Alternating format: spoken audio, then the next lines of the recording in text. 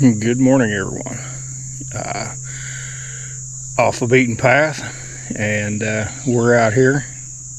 We're looking for something that you might want to look into. It's a wild plant called jewelweed, and we'll show you what it looks like. We've got a ton of it around here, and it's not easy for me to find, but maybe if you get to looking around, maybe you've got it in your area, and yeah, we'll talk about what some of the uses that this stuff has. Let me turn you around here right quick. Now that there with the orange flower, they're really bloomed out right now this time of year. Now if you look, this is one of the patches I have around here. There's the leaf. All kinds of orange blooms in there. And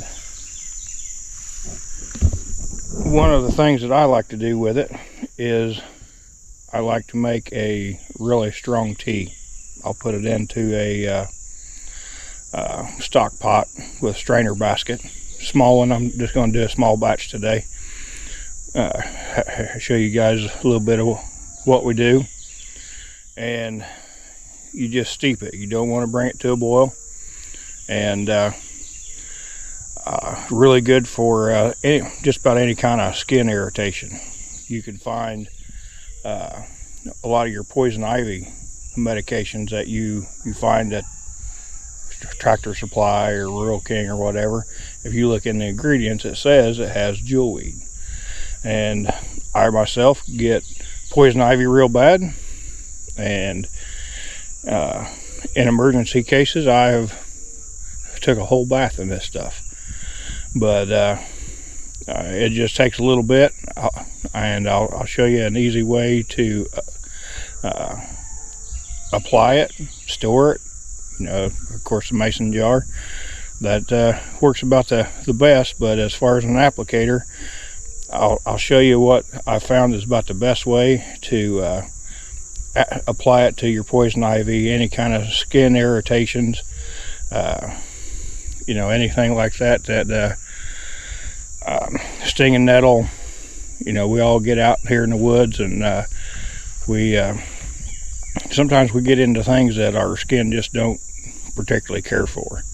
And all of the medicine that's in this jewelweed, see if I can't find a big thick stalk here, should be pretty easy. Alright, now you just take and open this up. You can use it fresh, but all that moisture up in there, that's what you're after. Now once you put it in water, it will turn about the color of them flowers.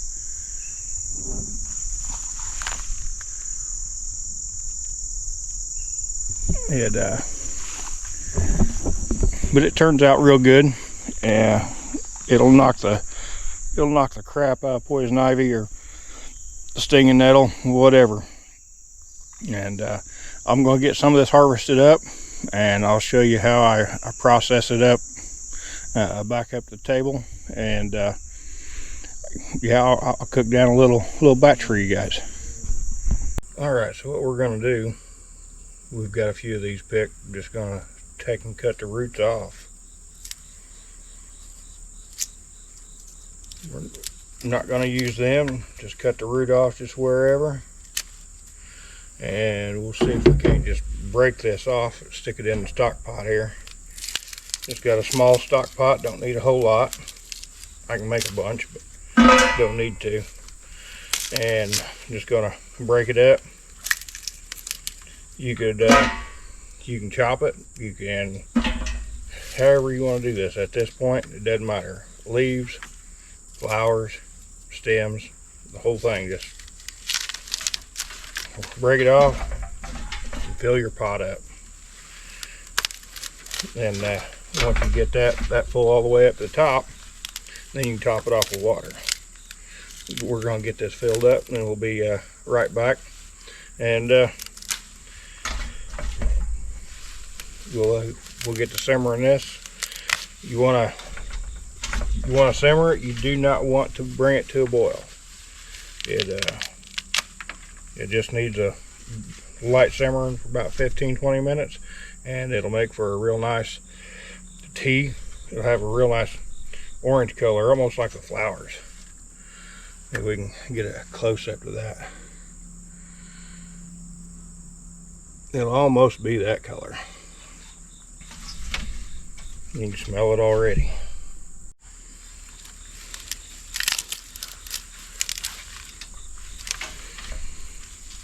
Yeah, just fill your pot all the way up.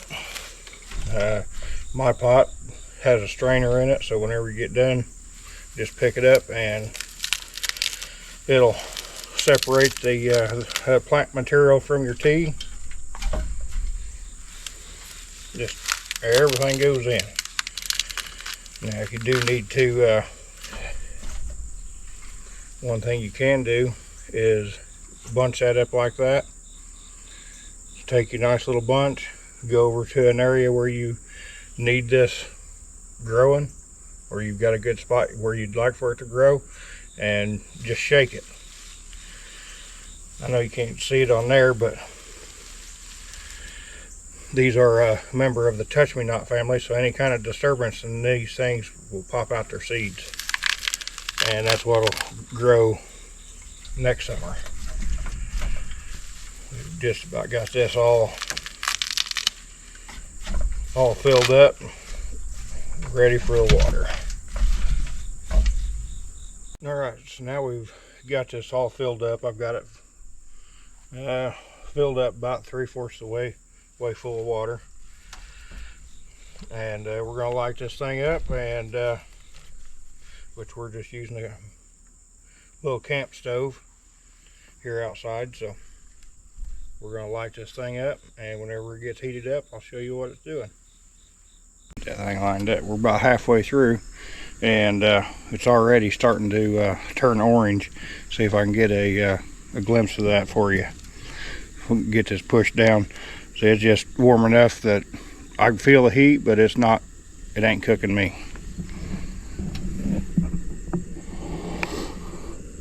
I don't know if you can see how orange that is. It's getting ready to get a lot more color to it. All right, it looks like it's just about done. It definitely got some color to it. Everything is getting cooked down. We'll go ahead and shut the heat off here, and we'll pull the strainer up and let it strain for a few minutes.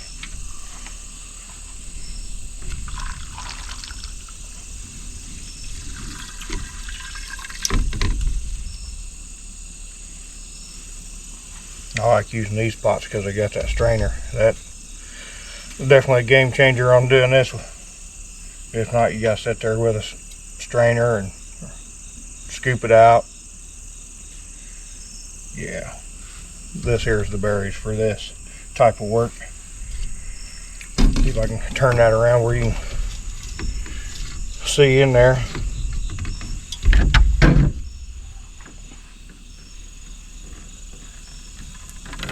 Whoa, still trying to drain.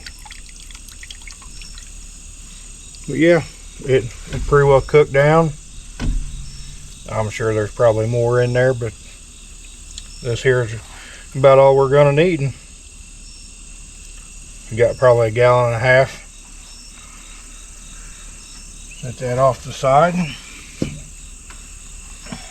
I'll show you what we got here.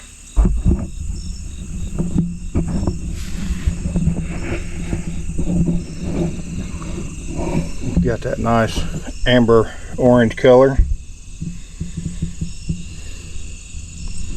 And then I'll show you how we get this thing all jarred up. Pretty simple.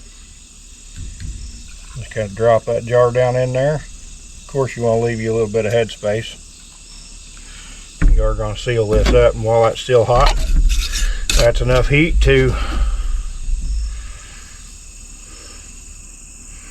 end up sealing that lid. Now I will say, if you're going to be putting this in a squirt bottle, I like, yeah, a little warm. Now if you like putting it in a squirt bottle, you can keep it in the refrigerator, and whenever you need it, you give your poison ivy a little spray, and that right there will take care of poison ivy in a hurry, or any other kind of skin irritations, whether it be you got off the beaten path and found you some itchweed. Good stuff there too. But I would recommend running that through a coffee filter and straining any of the particulates floating around. I don't know, see if I can turn that. There's some in there.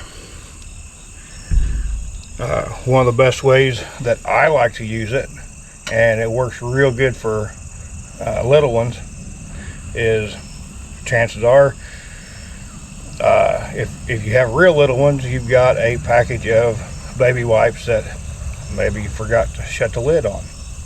Dry it out a little bit. Or even a fresh pack just for the occasion.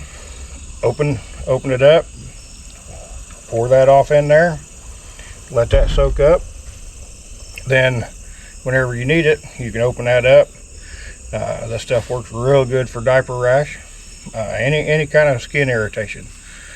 And you've got a wipe that you can wipe the area, and yeah, this stuff is amazing. Definitely recommend getting off that beaten path and getting you some of that. And before we shut this down, we're going to be doing a wide range of different things. If you want to follow along, subscribe, hit that like button. If I know this information is all over the place, but